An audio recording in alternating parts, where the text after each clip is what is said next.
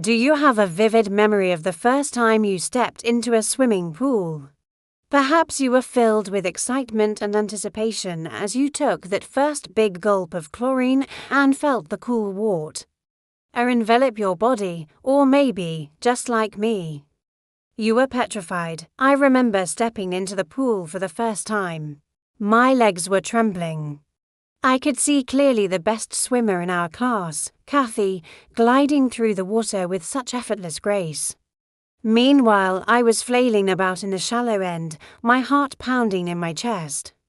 After struggling through another class, I sat on the edge of the pool, dejected. Mustering all my courage, I approached Kathy, who was lounging on a nearby lounge chair.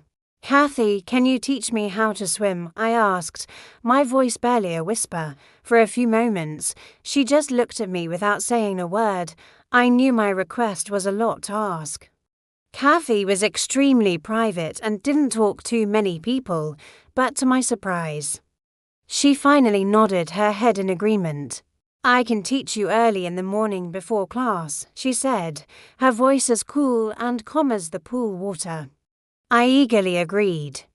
Although I was disappointed that I couldn't train with her during class, I was just grateful for the opportunity to learn from her. And so every morning before the sun had a chance to rise, we would be at the pool. Kathy was an excellent swimmer and a strict teacher. She taught me that the water wasn't something to fear, but it was an element to respect. At first, my swimming form was more akin to a dog paddling frantically in a sea of flailing limbs. Yet Kathy remained patient, guiding me with quiet precision. With each stroke, I could feel myself becoming more comfortable in the water. Kathy's instructions were clear and concise, and she pushed me to improve, but never pushed me too far. Slowly, I stopped thrashing about and began to swim. My strokes became longer and more efficient, and I learned to breathe properly, entering the water with a graceful whoosh. Kathy's stern expression would occasionally soften when she saw me make progress. And those small smiles were worth all the hard work.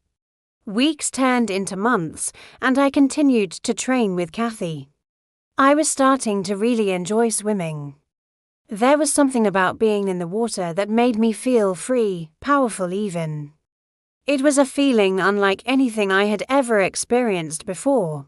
Then one day, Kathy told me I was ready for the test. The swimming test was the culmination of months of training. It was a grueling 3-hour exam that tested a student's endurance, strength, and skill. I was nervous. When the day of the test arrived, I was shaking with nerves. But I took a deep breath and tried to calm myself. I remembered Kathy's words, "Don't fear the water. Respect it." With that thought in mind, I dived into the pool. I swam with all my might, focusing on my strokes and my breath. I could hear the rhythmic splashing of my arms and the sound of my own breathing.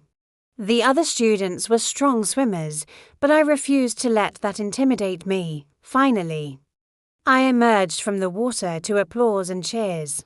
I had passed the swimming test. I looked over at Kathy and saw a genuine smile on her face. In that moment, I knew I had not only overcome my fear of water, but I had also earned the respect of Kathy, the best swimmer in our class.